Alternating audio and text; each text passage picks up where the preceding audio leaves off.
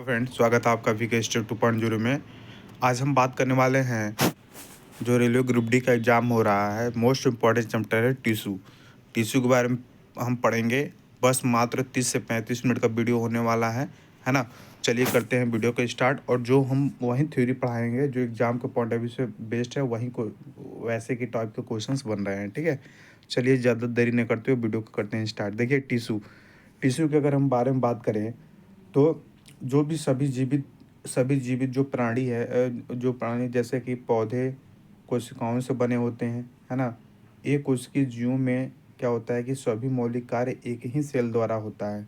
ठीक है, पूछ सकता है कि एक कोशिकीय जीवों में सभी जो मौलिक कार्य होते हैं एक ही कोशिकाओं के बने होते हैं। जैसे अमीबा में एक ही कोशिका होता है और एक ही कोशिका द्वारा गति करता है, भोजन लेने की क्रिया होती है, गैसीय विनिमय विनिमय होता है, उत्सर्जन क्रिया संपन्न की जा सकती है एक ही कोशिका द्वारा।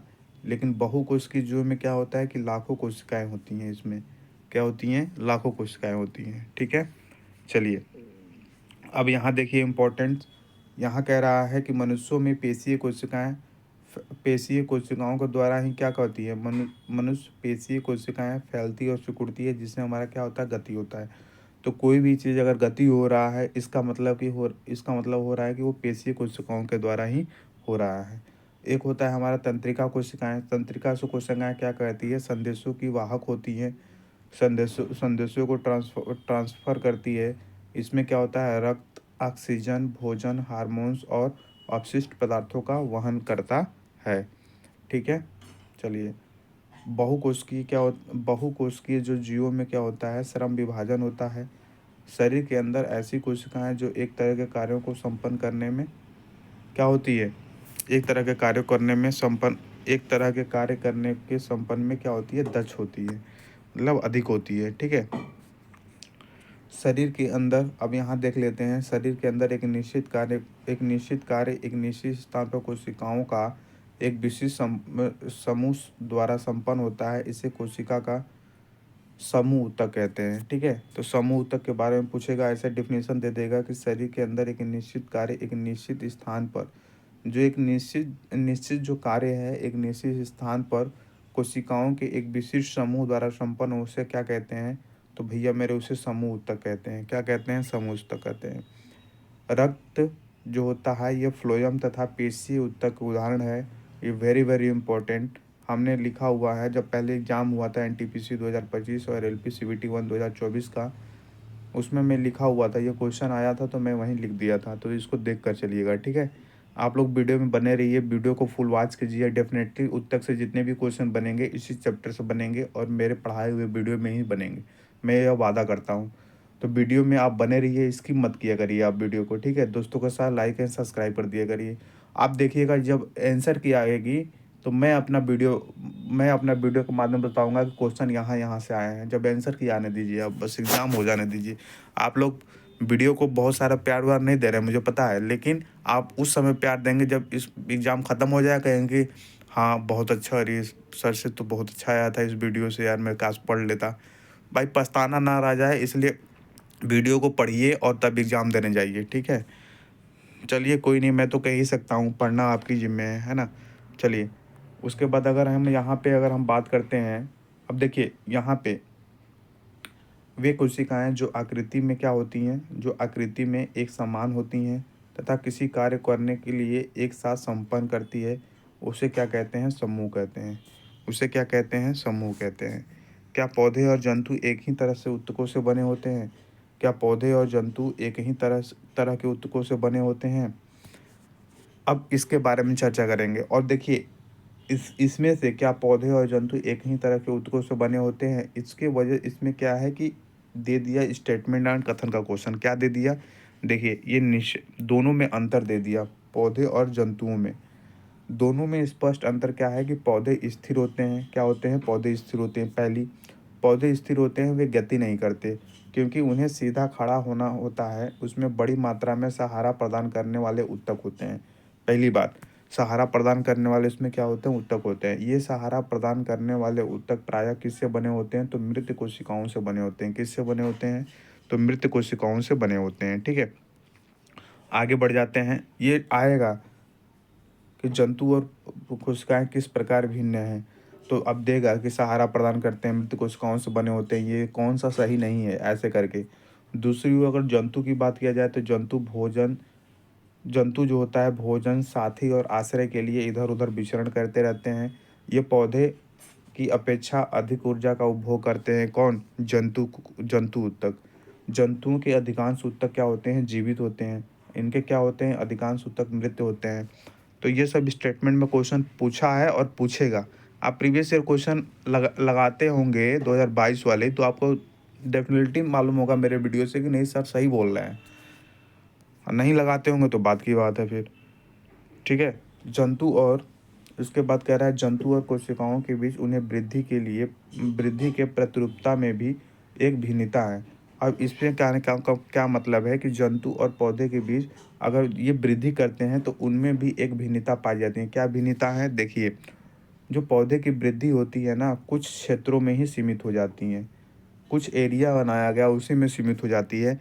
लेकिन जंतुओं में ऐसा नहीं होता। पौधे के जो ऊतक होते हैं ना, जंतुओं में ऐसा नहीं होता। पौधे की वृद्धि कुछ, लेकिन जंतुओं में ऐसा नहीं होता। पौधे के कुछ ऊतक जो होते हैं ना, पौधे के कुछ ऊतक जीवन भर विभाजित होते रहते हैं। क्या करते हैं? रहते हैं, जीवन भर विभाजित होते रहते हैं। ठीक है। ऊतकों की विभाजकता के आधार पर पादप ऊतकों का वर्गीकरण किया गया है। देखिए क्या वर्गीकरण किया गया है, हम बताते हैं आपको। देखिए क्या वर्गीकरण किया गया है, हम बताते हैं। देखिए, पहला चीज़ ये है, इसमें वर्गीकरण किया गया है कि वृद्धि अथवा विभोजक तक पहला, और दूसरा है आपका स्थायी ऊतक जिसको परमानेंट टिश्यू बोलते हैं, और इसको बोलते हैं मेरिस्मेटिक टिश्यू, इसको बोलते हैं परमानेंट टिश्यू। ठीक है। तो देखिए दो तरह से विभाज्य हो गया, पहला और दूसरा, है ना। तो देखिए, जंतुओं में कोशिका वृद्धि अधिक एक रूप होती है। जंतुओं में जो विभाज्य होता है तथा जो अविभाज्य होता है, क्षेत्रों की कोई निश्चित सीमा नहीं होती है। इसकी कोई निश्चित सीमा नहीं होती है। जो जंतुओं में जो विभाज्य होता है या जो अविभाज्य होता है, इसकी कोई निश्चित सीमा नहीं होती है जंतुओं के लिए, है ना। देखिए यहाँ कह रहा है कि अंगों और अंग तंत्रों का संरचनात्मक संगठन जटिल पौधे की अपेक्षा जटिल जंतुओं में अति विशिष्ट तथा सीमित हो जाता है ना। अति विशिष्ट तथा सीमित हो जाता है। यह मूल अंतर जीवधारियों के दो महत्वपूर्ण समूहों के जीवन यापन के विभिन्न तरीकों को क्या करता है? दर्शाता है। ठीक है। विशेषकर विशेषकर इनके भोजन करने की प्रक्रिया में, है ना। मतलब जटिल जंतुओं में इसमें जो, इसका कहने का मतलब है कि यह मूल अंतर जीवधारियों के दो महत्वपूर्ण समूहों को क्या बताता है? यह बताता है कि विशेषकर इनके इनके भोजन करने की प्रक्रिया में, इनके भोजन करने की प्रक्रिया में डिफरेंट बताता है ना। संरचनात्मक संगठन के बारे में बताता है। एक और पौधे के गतिहीन अस्तित्व को बताता है। गतिहीन अस्तित्व को बताता है। दूसरी ओर जंतुओं के प्रचलन के लिए अंग तंत्रों के विकास हेतु विभिन्न प्रकार से अनुकूलित होते हैं। ये सारी चीज़ें, ठीक है। तो इसको ध्यान रखिएगा।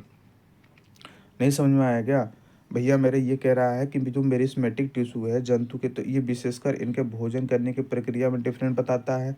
संरचनात्मक संगठन, एक और जो संरचनात्मक संगठन है, एक और पौधे के गतिहीन अस्तित्व का दर्शाता, मतलब संरचनात्मक संगठन मतलब कह रहा है कि पौधे एक गतिहीन अस्तित्व में रहते हैं। दूसरी ओर जंतु जो होते हैं, दूसरी ओर जंतुओं के प्रचलन के लिए, अंग तंत्रों के विकास के लिए ये विभिन्न प्रकार से अनुकूलित हो जाते हैं। ठीक है। चलिए कोई नहीं, चलिए ये देखिए, ये आपका दिया गया है, प्रैक्टिकल दिया गया है ना। चलिए अब देखिए यहाँ आते हैं हम। पौधे में जो वृद्धि होती है वो कुछ, हमने बताया था कि पौधे में वृद्धि जो होती है कुछ निश्चित ही क्षेत्र में होता है। ऐसे विभाजित ऊतकों को उनके भागों में पाए जाने के कारण होता है। ऐसे विभाजित ऊतकों को उनके भागों में पाए जाने के कारण होता है। तो विभाजित ऊतकों के उन भाग में पाए जाने के कारण होता है। ऐसे ऊतकों को क्या कहते हैं? विभोज्य ऊतक, जिसको बोलते हैं मेरिस्मेटिक टिश्यू भी कहा जाता है। क्या कहा जाता है? मेरिस्मेटिक टिश्यू भी कहा जाता है। क्लियर है? तो जिसमें विभाजित कोशिकाओं उन उन ऊतकों में भागों में पाया जाता है उन्हें क्या कहते हैं? विभाजोत्तक कहते हैं। ठीक है, ये विभोजोतक किस भाग में स्थित है? विभोजोतक की उपस्थिति वाले क्षेत्र के आधार पर पाए जाते हैं। पहला होता है शीर्षस्थ, दूसरा होता है कैम्बियम पार्श्व, तीसरा होता है अंतर्पृष्ठ भागों। 3 प्रकार के होते हैं। कौन कौन से? पहला होता है, ये हम मेरिस्मेटिक टिश्यू के टाइप्स देख रहे हैं। पहला शीर्षस्थ होता है, दूसरा लेटरल होता है, तीसरा इंटरनली होता है। ठीक है, यानी अंतर्पृष्ठ भाग 3 प्रकार के। ठीक है, इन तीनों प्रकार के बारे में देखेंगे। चलिए आगे चलते हैं, बहुत इम्पोर्टेंट होने वाला है। ठीक है, बहुत इम्पोर्टेंट होने वाला है। देखिए, ये बढ़ती और परिपक्व होती है। ठीक है, छोड़ दीजिए। इनके गुणों में धीरे धीरे परिवर्तन होता है। ये दूसरे ऊतकों घटकों को क्या करती है? विभाजित करती है विभोजोतक। ठीक है, ये पूछ सकता है। सॉरी, ये विभोजोतक के बारे में पूछता है। ये बढ़ती और परिपक्व होती है। इनके गुणों में धीरे धीरे परिवर्तन होता है। ये दूसरे ऊतकों घटकों को क्या करती है? विभाजित होती है। Very very important. ठीक है, चलिए देखिए, ये हमारा एक, इस डायग्राम को हम समझाएंगे, है ना। इस डायग्राम को भी आप देख कर जाना, मैं रियली बता रहा हूँ। ये दे देगा और बोल देगा कि ये क्या है। तो ये लेटरल मेरिस्मेटिक होता है, जिसको बोलते हैं पार्श्व विभोजोतक। ये होता है इंटरनली मेरिस्मेटिक टिश्यू। ये होता है शीर्षस्थ, जो टॉप जो होता है ना, टॉप मेरिस्मेटिक टिश्यू, वो होता है। ठीक है, तो ये कहाँ कहाँ पाए जाते हैं उसके बारे में चर्चा करेंगे, क्वेश्चन में आता है। ठीक है, देखिए यहाँ पे अगर हम बात करेंगे कि प्ररोह के शीर्षस्थ जो विभोजोतक होते हैं, ये कहाँ पाए जाते हैं? जड़ों एवं तनों की वृद्धि वाले भागों में पाए जाते हैं, पहली बात। तथा उनकी लंबाई में क्या होता है? वृद्धि होता है। तो शीर्षस्थ विभोजोतक कहाँ पाए जाते हैं? ये जड़ों एवं तनों के वृद्धि वाले भाग में पाए जाते हैं, तथा उनकी लंबाई में जहाँ वृद्धि होती है वहाँ पाए जाते हैं। क्लियर है दोस्त मेरे? बिल्कुल।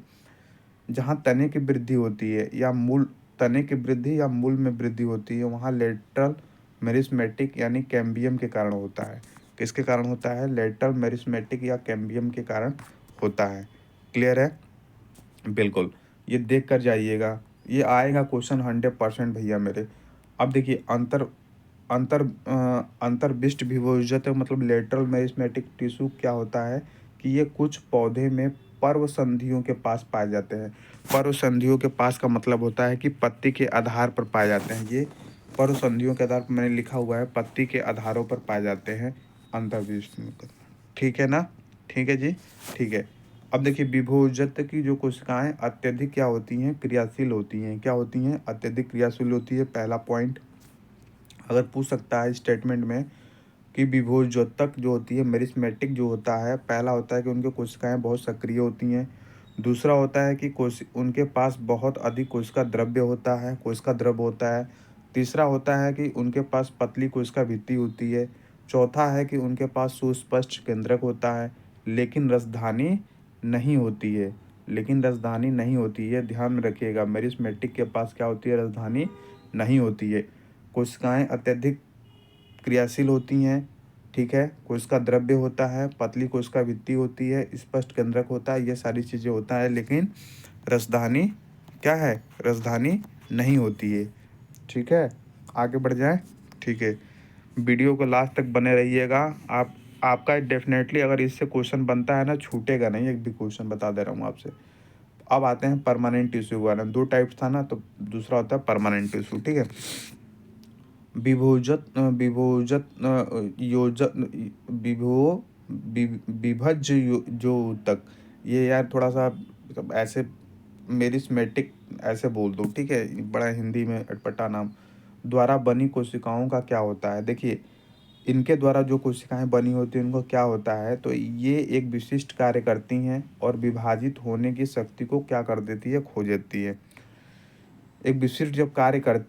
जब विशिष्ट कार्य करती हैं तो अपनी विभाजितता होने की शक्ति खो देती हैं, जिसके फलस्वरूप जब ये खो देती हैं तो जिनके फलस्वरूप ये क्या होता है? स्थायी ऊतक का निर्माण होता है। ठीक है, तो पूछ सकता है कि विभाजितक जब अपनी क्षमता खो देती हैं तो किसका निर्माण होता है? तो स्थायी ऊतक का निर्माण होता है। इस प्रकार एक विशिष्ट कार्य करने के लिए स्थायी रूप और आकार लेने की प्रक्रिया को इस प्रकार का एक विशिष्ट कार्य करने के लिए स्थायी रूप और आकार लेने की क्रिया को क्या कहते हैं? विभेदीकरण कहते हैं। क्या कहते हैं? विभेदीकरण कहते हैं। ठीक है, इसलिए है ना, विशिष्ट कार्य करने के लिए स्थायी रूप और आकार लेने की क्रिया को विभेदीकरण कहते हैं। विभव जो ऊतक की जो कोशिकाएं होती हैं ना, विशिष्टीकृत हो करके विभिन्न प्रकार के है ना विशिष्टीकृत हो करके विभिन्न प्रकार के स्थायी ऊतक का विकास करती है ना, विभिन्न प्रकार के स्थायी ऊतक का निर्माण करती है। ठीक है, जो ऊतक की जो कोशिकाएं हैं ना, विशिष्टीकृत हो करके विभिन्न प्रकार के स्थायी ऊतक का निर्माण करती है। ठीक है, चलिए, ये हमारा तने का क्रॉस सेक्शन एरिया में काट करके दिखाया गया है। ठीक है, ज़्यादा कुछ हो नहीं करते हैं, पढ़ते हैं जो हमारा इम्पोर्टेंट है उसको पढ़ते हैं, क्योंकि मुझे रिवीजन करना है ना। ठीक है, सरल स्थायी ऊतक के बारे में देख ले। देखिए, परमानेंट में पहला आता है सरल स्थायी ऊतक। ठीक है, तो सरल स्थायी ऊतक में एपिडर्मिस के नीचे कोशिकाओं की कुछ क्या होती हैं? परतें होती हैं। क्या होती हैं? कोशिकाओं की कुछ परतें होती हैं, जिन्हें क्या कहते हैं? सरल स्थायी ऊतक कहते हैं। एपिडर्मिस के जो नीचे होती हैं ना, एपिडर्मिस के जो नीचे होती हैं, एपिडर्मिस के जो नीचे कोशिकाओं की कुछ परतें होती हैं ना, उन्हें क्या बोलते हैं? उन्हें बोलते हैं सरल स्थायी ऊतक। पेरेनकाइमा सबसे अधिक पाए जाने वाले सरल स्थायी ऊतक हैं। पूछ सकता है कि सबसे ज़्यादा क्या पाई जाती है? तो पेरेनकाइमा सबसे अधिक पाए जाने वाले सरल स्थायी ऊतक होते हैं। ठीक है, यह पतली कोशिका भित्ति, कैसे? यह पतली कोशिका भित्ति वाली सरल कोशिकाओं का क्या होता है? बना होता है ना, पतली कोशिका भित्ति वाली। ये जीवित कोशिकाएं हैं, ये प्रायः बंधन मुक्त होती हैं। ये जीवित कोशिकाएं होती हैं, ये प्रायः बंधन मुक्त होती हैं। इस प्रकार के ऊतक की कोशिकाओं, है ना, किसके बारे में बात किया जाएगा? सरल स्थायी ऊतक है। यह पतली कोशिका भित्ति वाली सरल कोशिकाओं का बना होता है। ये जीवित कोशिकाएं होती है, पहला स्टेप। ये प्रायः बंधन मुक्त होती है, यानी स्वतंत्र होती हैं, है ना, तथा इस प्रकार के कोशिकाओं के मध्य काफी रिक्त स्थान होता है। क्या होता है? काफी रिक्त स्थान होता है।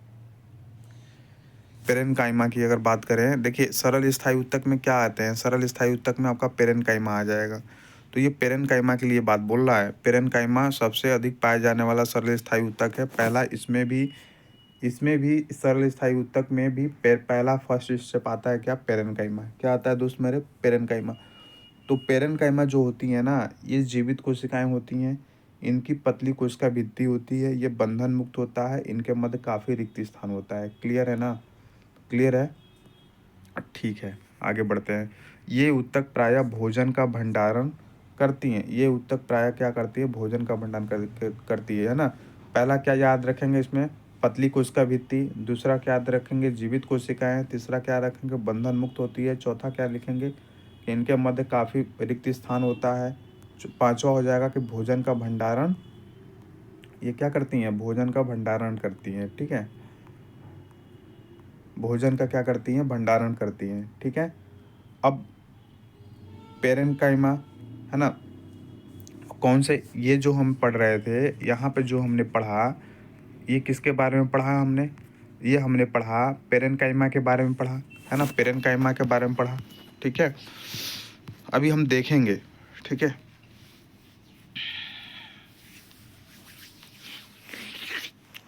पेरेनकाइमा के बारे में, है ना।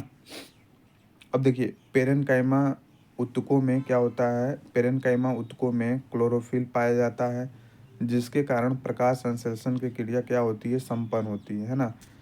जिसके कारण क्या होता है? प्रकाश संश्लेषण की क्रिया क्या होती है? संपन्न होती है। क्लियर है? तो पेरेनकाइमा ऊतकों में क्या पाया जाता है? क्लोरोफिल पाया जाता है, जिसके कारण प्रकाश संश्लेषण की क्रिया क्या होती है? संपन्न होती है। बिल्कुल सही। अब सरल स्थायी ऊतक में दूसरा आता है क्लोरोनोकाइमा। क्या आता है? क्लोरेनकाइमा आता है। ठीक है, क्या आता है? दूसरा आता है क्लोरेनकाइमा आता है। अब क्लोरेनकाइमा क्या है? इन ऊतकों को क्लोरेनकाइमा यानी इन ऊतकों को क्लोरेनकाइमा यानी हरित ऊतक कहा जाता है। क्या कहा जाता है? हरित ऊतक कहा जाता है। इन ऊतकों को यानी क्लोरेनकाइमा यानी हरित ऊतक कहा जाता है। जलीय पौधे में पेरेनकाइमा की कोशिकाओं के मध्य जो हवा की बड़ी गुहिकाएं होती हैं, बिल्कुल अंतरावकाश होता है, तो पेरेनकाइमा कोशिकाओं के मध्य जो होता है हवा की बड़ी गुहिकाएं होती हैं, बिल्कुल होंगी, क्योंकि उनके मध्य रिक्त स्थान होता है। ठीक है, जिसके कारण ये जल में उतराती है। ये देखिए, जिसके कारण ये जल में क्या होती हैं? उतराती हैं। इस प्रकार पेरेनकाइमा को क्या बोलते हैं? इस प्रकार पेरेनकाइमा को हम क्या बोलते हैं? इस प्रकार पेरेनकाइमा को हम बोलते हैं एरेनकाइमा भी कहते हैं। पेरेनकाइमा को एरेनकाइमा भी हम कहते हैं। तो पेरेनकाइमा को एरेनकाइमा कहते हैं, क्यों?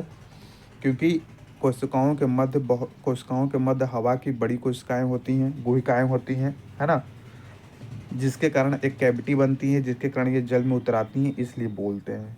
क्लियर है ना? क्लियर है? ठीक है। एक और इम्पोर्टेंट, भैया मेरे याद रखिएगा, मैं बता दे रहा हूँ, यानी पेरेनकाइमा को एरेनकाइमा भी कहते हैं। ठीक है। पौधे में जो लचीलेपन का जो गुण होता है ना, एक क्या है? एक स्थायी ऊतक है। क्या ऊतक है? बिल्कुल एक परमानेंट टिश्यू है।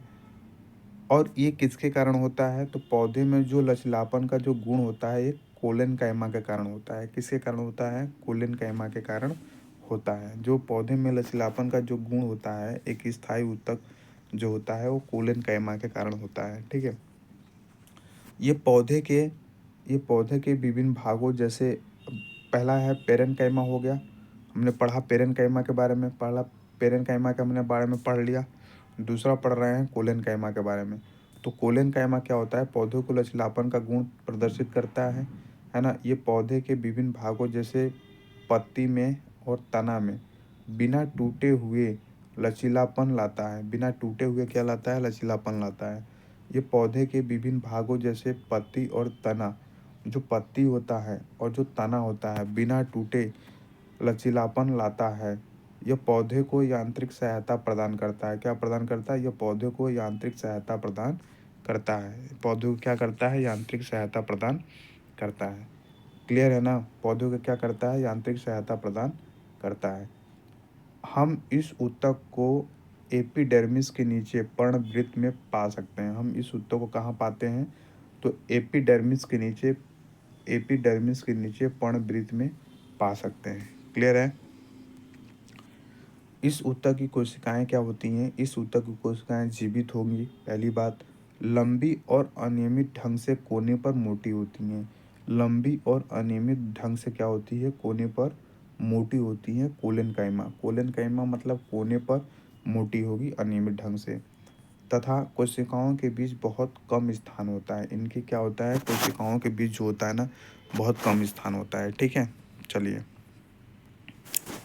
अब आते हैं स्क्लेरेनकाइमा के बाद बात करते हैं। स्क्लेरेनकाइमा, ये ऊतक पौधे को कठोर या मजबूत बनाता है। जैसे नारियल के रेशे युक्त जो छिलके दिखते हैं, वो ये स्क्लेरेनकाइमा ऊतकों से बना होता है। इनकी कोशिकाएं क्या होती हैं? जीवित तो नहीं होती, इनकी कोशिकाएं मृत होती हैं। ये लंबी और पतली होती हैं, क्योंकि ऊतक की जो भित्ति होती है, लिग्निन के कारण क्या होती है? मोटी होती हैं। ये भित्तियाँ प्रायः इतनी मोटी होती हैं कि कोशिका के भीतर कोई अंतरावकाश नहीं होता है, आंतरिक स्थान नहीं होता है, इतनी मोटी होती हैं। तो आंतरिक स्थान नहीं होगा, इनकी भित्तियाँ प्रायः मोटी होंगी। ये लिग्निन के कारण क्या होती हैं? मोटी होती हैं। ये लंबी और पतली होंगी और ये मृत कोशिकाएँ होंगी। ठीक है। और ये किस में पाया जाता है? नारियल के शीशे। ये कठोर और मजबूत होंगे। ये सब स्क्लेरेनकाइमा में आपको याद करना है। ठीक है, स्क्लेरेनकाइमा में आपको याद करना है। ठीक है।